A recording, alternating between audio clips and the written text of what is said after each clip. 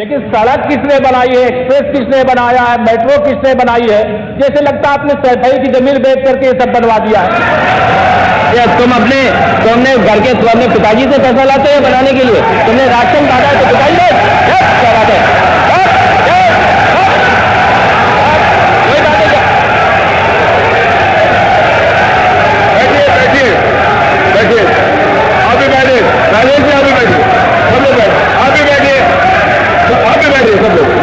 राजीव बैठो।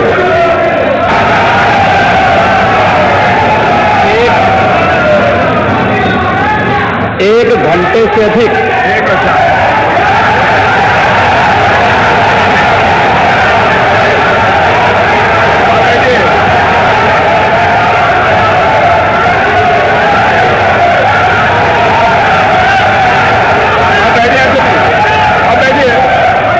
माननीय अध्यक्ष जी, नेता सदन खड़े हैं माननीय, आप अनुमति दे चुके हैं, उसके बाद ये शोर शराबा ठीक नहीं है, ये उचित बात नहीं। अध्यक्ष जी,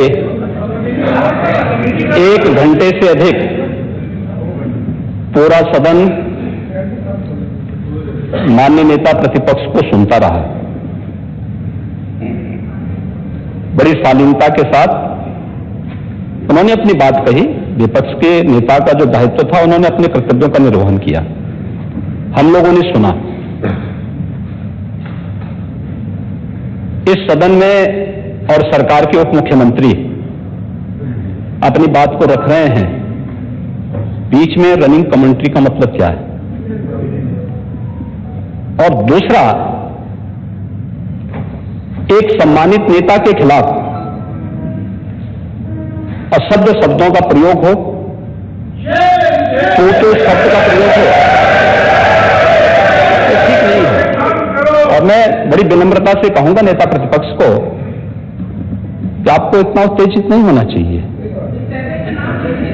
देखिए, सफाई की बात नहीं कर रहा हूं मैं, सवाल सफाई का नहीं है। देखिए, हम लोग भी जो विकास कार्य करा रहे हैं, या आपकी सरकार के समय जो विकास कार्य हुए होंगे, ये हमारी ड्यूटी थी। सरकार सरकार होती है और हर सरकार को अपनी उपलब्धि को कहने का अधिकार है। माननीय उप मुख्यमंत्री जी ने बिल्कुल सही कहा कि विकास, आपने कहा, आप विकास की जब चर्चा हुई तो उन्होंने जो बातें कही बिल्कुल ठीक ढंग से की थी। आपके यहां के दूसरे नेता या जब माननीय उप मुख्यमंत्री का यहां पर भाषण संपन्न होता, उसके बाद अपनी बात आप लोग कह सकते थे। लेकिन देखिए, मैं कल भी देख रहा था, कल माननीय वित्त मंत्री जी यहां पे जवाब देने के लिए खड़े हुए, उन पर जिस तरीके की भाषा का प्रयोग उस समय किया गया, आज फिर हम देख रहे हैं। देखिए, लोकतंत्र में हर सदस्य को सदन में अपनी बात रखने का पूरा अधिकार है, और अगर आप कहेंगे तो कैसे इस बात की अपेक्षा रखते हैं कि इस पार से उसका जवाब नहीं मिलेगा? पूरे एक घंटे से अधिक समय तक पूरा सदन और खासतौर पर सत्ता पक्ष से जुड़े हुए सभी मान्य सदस्यों ने आपकी बात को बहुत ध्यान से सुना। देखिए, सहमत होना ना होना अपना विषय है,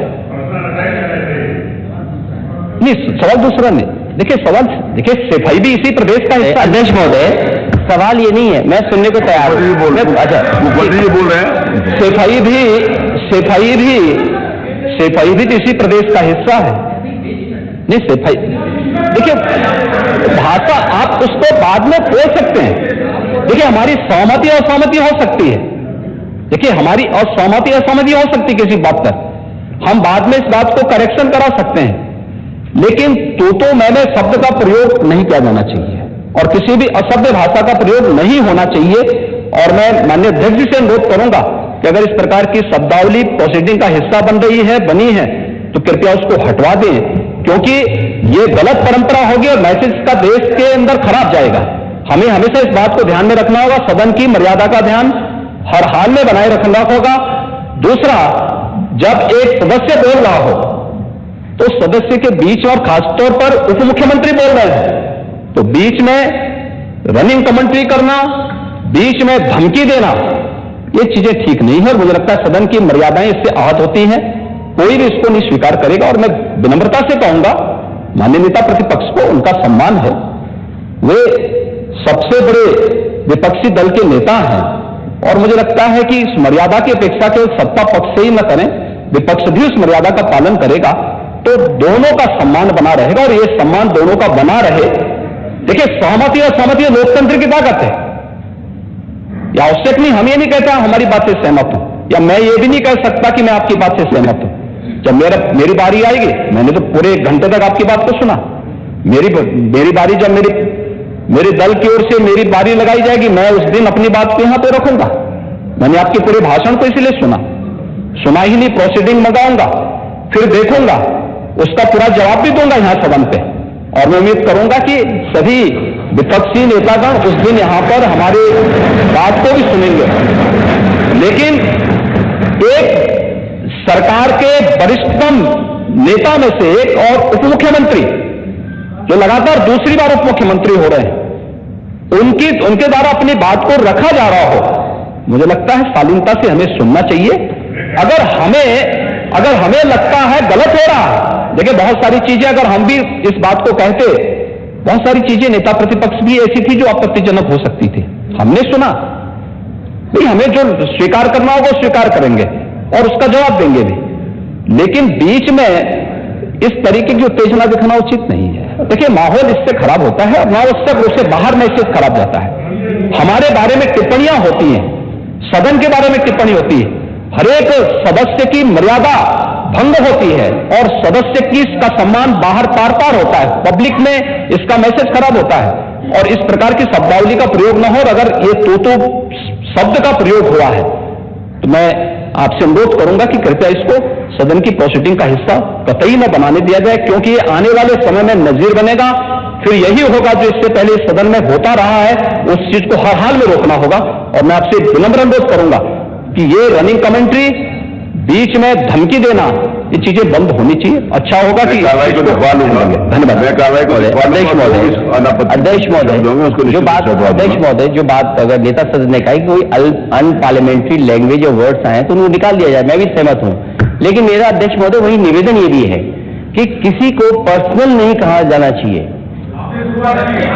सैफई, आपको बहुत ज्यादा सैफई की जमीन बेच करके हम और आप लोग को जनता हमें मौका देती है अपना बजट खर्च करने के लिए, आपको और हमें मौका देता है। मुख्यमंत्री जी ने कहा ना कि कोई भी वो सरकारी पैसे से होता है। मेरा यही निवेदन है नेता संघ से, बहुत अच्छी तरीके से इस तरह की बात नहीं आए कि जमीन बेच करके कर दिया जाए।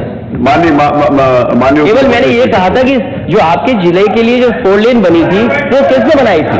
माननीय उप मुख्यमंत्री जी। बात है माननीय ध्यान दें सब लोग। बीच में माननीय अध्यक्ष महोदय, बीच में जो भी अनुपस्थित, मैंने कहा जो कुछ भी हो। अध्यक्ष महोदय, मैं बीच में जब मैंने अपना भाषण कर रहा था उसमें नेता प्रतिपक्ष खड़े होकर के क्या कहे, शोर शराबे में बात सुन नहीं पाया।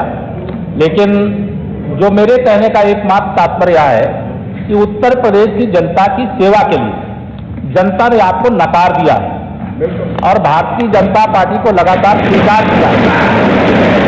आपको ये 5 साल सत्ता में नहीं रहे, आगे 5 साल के लिए फिर विदा हो चुके हैं। 2027 में चुनाव आएगा, मैं तो यह मानता हूं कि फिर कमल खिलेगा, फिर आपका अभी कोई भविष्य इस समय नहीं है। लेकिन सड़क किसने बनाई है, एक्सप्रेस किसने बनाया है, मेट्रो किसने बनाई है? जैसे लगता है आपने सैफई की जमीन बेच करके ये सब बनवा दिया है। तुमने घर के अपने पिताजी से पैसा लाते हैं बनाने के लिए, तुमने राशन काटा है तो पिताजी।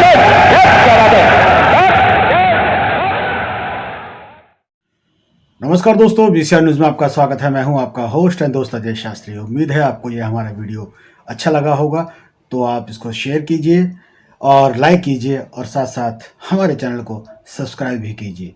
जी हाँ, ऐसे ही नए वीडियो के साथ फिर आपके साथ हाजिर होंगे। तब तक के लिए आपसे अलविदा लेते हैं। भारत माता की जय, वंदे मातरम। जय हिंद दोस्तों।